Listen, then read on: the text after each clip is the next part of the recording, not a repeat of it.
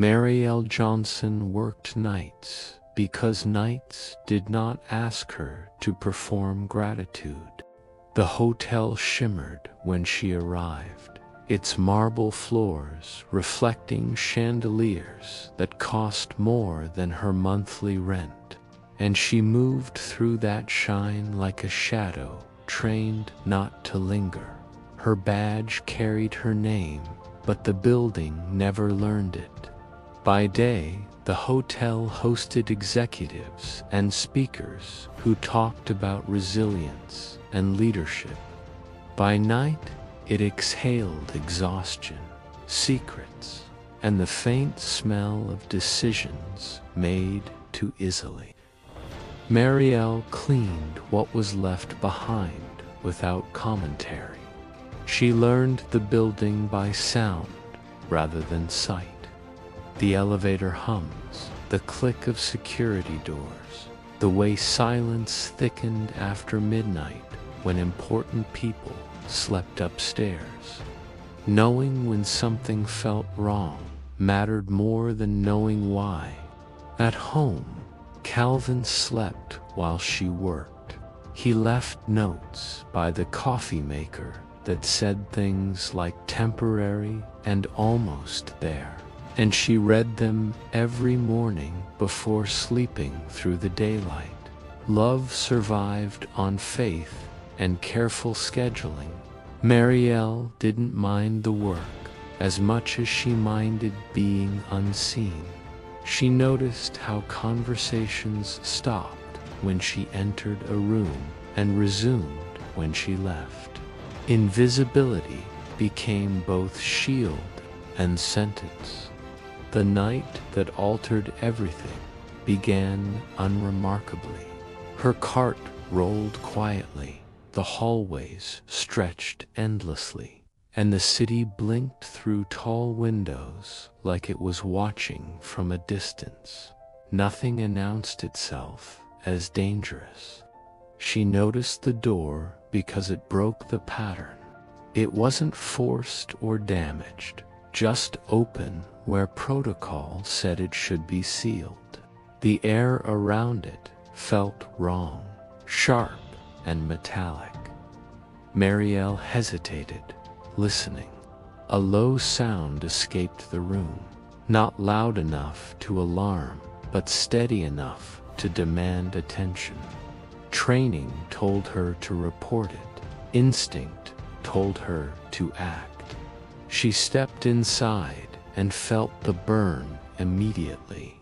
Equipment meant to remain dormant hummed with life, and a faint hiss leaked from something that should have been silent. Fear arrived late after responsibility. Marielle pulled the emergency override she'd been warned about during orientation. The alarm rang only inside the system, quiet enough to avoid panic, loud enough to trigger containment protocols.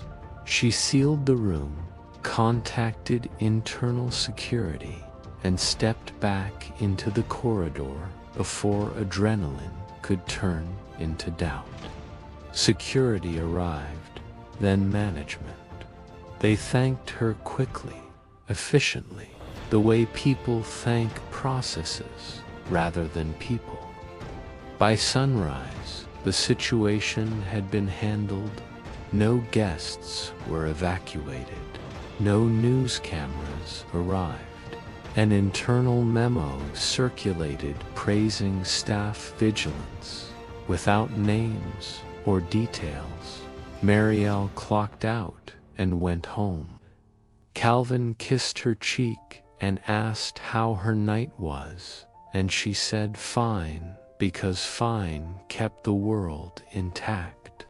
Some truths feel too heavy to introduce without invitation. The following weeks felt strange. Her sleep was lighter, her body alert in ways she couldn't explain, as if it expected responsibility to return at any moment. Calvin noticed her quiet, but assumed it was fatigue.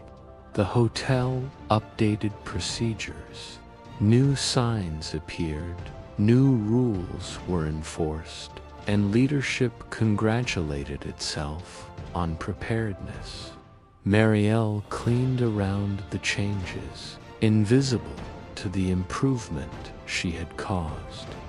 Then Calvin collapsed. One moment he was laughing with coworkers, the next he was on the floor, breath shallow and color draining from his face. The call came while Marielle was folding laundry. At the hospital, urgency moved slowly. Forms were passed, questions repeated, and time stretched thin between each response.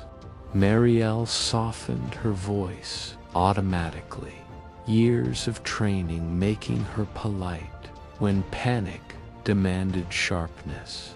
Calvin survived the night. The doctors spoke carefully, explaining complications, treatment plans, and uncertainty with practiced calm. Recovery would take time, they said, as if time were something easily afforded. Days blurred into waiting rooms and medication schedules. Marielle learned new rhythms, learned which nurses listened and which avoided eye contact. Her nights became chairs beside his bed. Instead of hallways, she cleaned. Calvin lived, but not unchanged. Strength returned unevenly, fatigue lingered, and pain arrived without warning. The man she loved was still there, but altered. At home, their life adjusted. Plans grew smaller, conversations slower, and romance quieter, but more intentional. Love learned patience it had never practiced before. Marielle returned to work after months away. The hotel looked the same, polished and indifferent, as if nothing had ever almost happened. She moved through it carefully now. One afternoon, she noticed a plaque installed in a back corridor. It credited an unnamed employee with preventing a serious incident that could have endangered guests. People passed it without stopping. She stood there longer than she meant to. Recognition without a name felt like a whisper shouted too late. She never told Calvin about it. Years passed. Calvin improved, though limitations remained, and Marielle learned that survival often comes with invisible debts. They took shorter walks, planned gentler futures, and learned to accept altered joy. Marielle understood something she hadn't before. Systems remember outcomes, not people, and gratitude is often distributed upward rather than outward.